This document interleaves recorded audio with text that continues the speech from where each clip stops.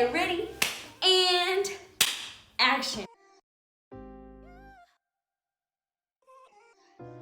What's up, guys? It's Camille, aka Millie is the name, and this is my show, My Tea is Better. If you haven't already seen my introductory video, it's basically spilling the tea on adulting 101 topics where we teach you how to win in life. Today on my show, I have Archie Kern, which is also the founder of WK Financial, who specializes in pretty much building credit scores along with investing in stocks and building business credit scores. And what's the other thing that you do? If you have not done it already, I need you to stop the video real quick and hit subscribe to my YouTube channel, where we will fill you in on all the juicy details, spilling the tea about how to win in life. So do that right now. Because my show is called Spill the Tea, Archie isn't a tea drinker, but I am. Today, this is not sponsored. I am drinking my blueberry yogi tea, which also comes with a quote on every tea bag. All right, Archie, tell us a little bit about yourself. I would say you can start off, with your name. Well, I am Archie Kern, founder of WK Financial Group. I'm from a small town in Mississippi called Salis. If you blink your eye going through there, you would definitely miss it. I played football in college. That pretty much paid for my education. I have a bachelor's in exercise science and a master's in human performance, which has nothing to do with the company that I started. I started the company basically after being self-taught on how to build personal credit, how to do business credit, and teaching myself how to do stocks. What kind of got you into actually learning how to build your credit score? Well, the main answer would be my son. It was 2015, I want to say. He's always come stay with me during the summertime. And this is when I was first working at Alabama A&M, which is my first job I had. Mm-hmm. And so, we got paid like $1,700 a month. And like I got rent, I got food, I got kids. So thing was, like, I paid for all my expenses as much as I could and had like a little bit left over. Mm-hmm. So I didn't properly plan on him coming and staying as long as he did. But anyway, long story short, all my money was gone. $1,700 was gone. He wanted a Happy Meal, and I didn't have money to go buy him Happy Meal. So from that moment on, I was like, I gotta do something better. So I started investing. I started working on my own credit, and learned the laws, actually read the Federal Credit Reporting Act, and got good at it. And then I did my family, and then I got better at it, and then I started doing other people for free, and then I got better at it. Right, and all this sooner practice. Or later, That's cool. Here comes a company, because now it's time consuming. So that's just one of those things where you do it for yourself, and then you realize that you actually really like it. Like, business is a numbers game, so it's just a matter of like figuring out and problem solving and getting the result that you want. So I can imagine that was really rewarding. Yeah, most definitely. It was definitely rewarding. It's even more rewarding now. Because now you can buy him all the Happy Meals. Right. Well, you don't need the Happy Meals now. That goes down to Avo, so he gets Big Macs. Yeah, he gets Big Macs now. Okay. So that's how you got into it. Now, as far as what you've done, how long have you been with WK, or when did you found? WK was founded 2 years ago. Okay. But we've been doing this for about 4 years now. Okay. Like I said, everything we did, it was like underground, like just like family, friends, and then word of mouth got out, and you pick up a couple people here and there, and word of mouth keeps getting out, and it's like, all right, sooner or later, something got to give, because we can't do everybody for free. Yeah, that's true. And so 2 years ago, that's when we actually started the company and started, doing personal credit and business credit. Stocks, I just teach stocks. I don't necessarily charge anybody for stocks. Just teach them and show them the ways. And I also do real estate too. Oh, cool. I actually did not know that. Yeah. Where do I even start? Yeah, that's a great question. Like, the best place to start is with yourself. I will always tell everybody, like, if you got a parent that has a good credit score or a decent credit score, or even just one good credit card, One of the good things I tell my students all the time is, hey, just go to your mom or dad, if they got a credit card, have them add you as an authorized user. By doing that and doing that alone, your credit score can be a 750. Just that one little thing. How soon do you think that they should, ask their parents, or when should they start building their credit score? Well, my son is 12 and he has a 750 credit score. So it's never too early or never too late. Yeah. It just depends on that type of credit card. But you're a college student. Let's say you don't have that. Okay. Your best bet would start out with would be a little gas card, something that you're gonna use anyway. You drive and need gas. Yeah. Get your gas card from like Kroger or Shells. They always approve you, and you use that responsibly. Don't go buy your friends gas. Yeah. Don't go spend money on gas and not pay it. You use it responsibly. So you want to stay under 30% of your limit. So they approve you for $200. Whatever 30% of that is, I think it's $60. Yep, math, $60. You don't use no more than $60 of that $200. Okay. And you do that for a couple months, and then eventually you'll start seeing like your credit score go up. And so now that's the slower route. Right. If you don't have a parent that can add you as an authorized user, and you got to build this thing on your own, the first step will start out with just getting that gas card and use it responsibly. Even if you don't have a car, you know how people charge you to come pick them up? Like, hey, give me $5. Right. Yeah, Right. Hey, I got it. Right. And then That's how pay I on your gas card. Pay on your gas card, and then that's a good start for somebody that's in college, don't have any foundational. Like that's where you want to start. Make sure you don't miss a payment.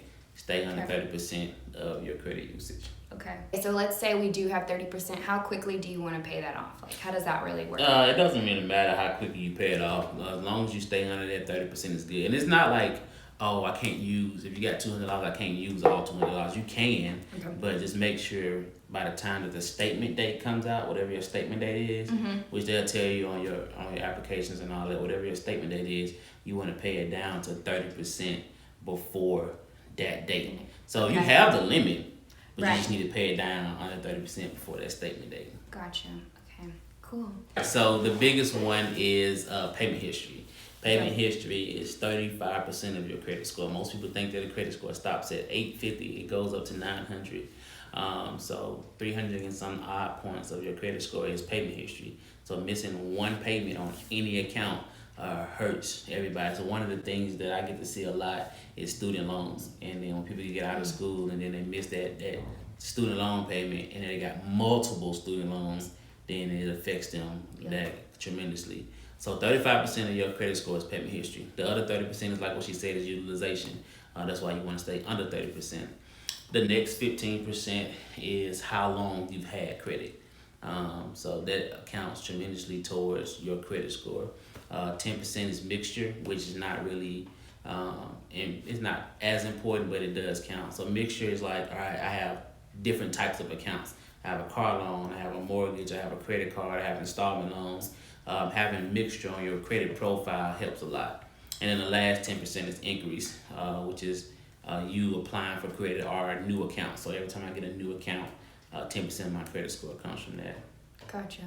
One of the things that I wish I would have did when I was in college, especially when I moved to Tuscaloosa, and this is one of the things that you can do when you start getting into real estate. Like places like, where we're at, it's everyone lives off campus, most of them anyway. So you can build yourself like a luxury duplex, right? You can stay on one side and then have it's gonna get rented out. Somebody else can stay on the other side. Where your mortgage is gonna be whatever your mortgage is gonna be. So the person that's staying on the other side basically paying your mortgage and paying you. So there's a way you can make a passive income just by having an awesome credit score. You can, and then that can be for 4 years. However long you're in college, you got staying on one side. You're in college, you just live rent free. Yeah. The person on the other side just paid your mortgage and paid your little passive income for as long as you're in college. And then when you decide to leave, and then you decide to leave. Now you got two. Yep. Two people paying you. So that's just like a couple things that a college student or anybody just working could do. be a great starting point. Okay, so that's for all the college students. Now, it's gonna be for people like me. So, on the other side of this, maybe you're not a college student anymore, you've built your credit, and I told you, you've utilized your credit cards and just kind of got in debt a little bit. And then not to mention your student loans, which almost everybody has. I don't know about you, but I definitely do. Now we're just overwhelmed at this point. So what is, I would say, an adult in their mid late 20s who is trying to even think about buying a house? They have maximized credit cards. Their credit score is not that great. They have student loans to think about. I mean, I think we just get to a point where we're so overwhelmed, we just don't even really know where to start. I think we just need okay, this is what you need to do. Here's your starting line. This is going to sound off the wall because you wouldn't understand it until you absolutely know what's going on. Start a business. Oh. And but okay. Listen, start a business. Okay. And when you do that, now you can maximize on taxes. Okay. And now you can maximize on tax refunds. And now you have extra coming in to pay down your debt.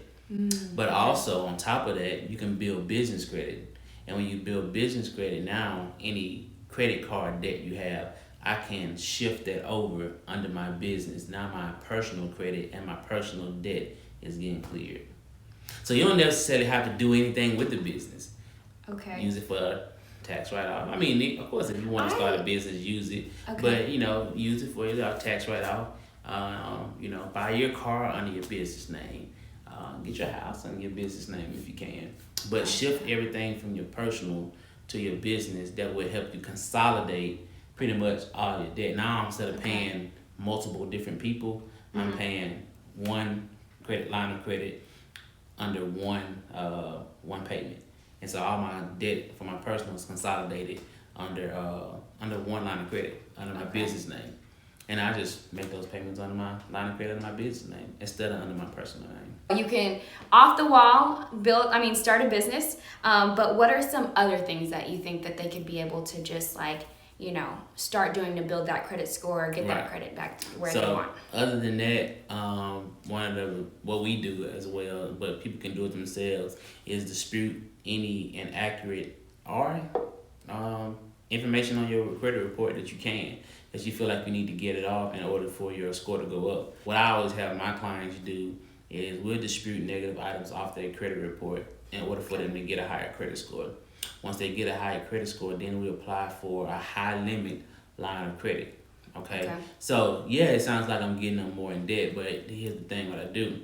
All of their other credit cards and payments that they make, we consolidate all of that under that one line of credit. So now, instead of making a bunch of different payments to and then different people under different interest rates. Yeah. Now I'm making all of those payments under one interest rate. Probably getting a lower interest rate now because my credit score is higher. Right. And it's more affordable to me. That's smart. But and that's what you do if they become a client with you. Is that correct? Right. But they can do it themselves too. So gotcha. You can see.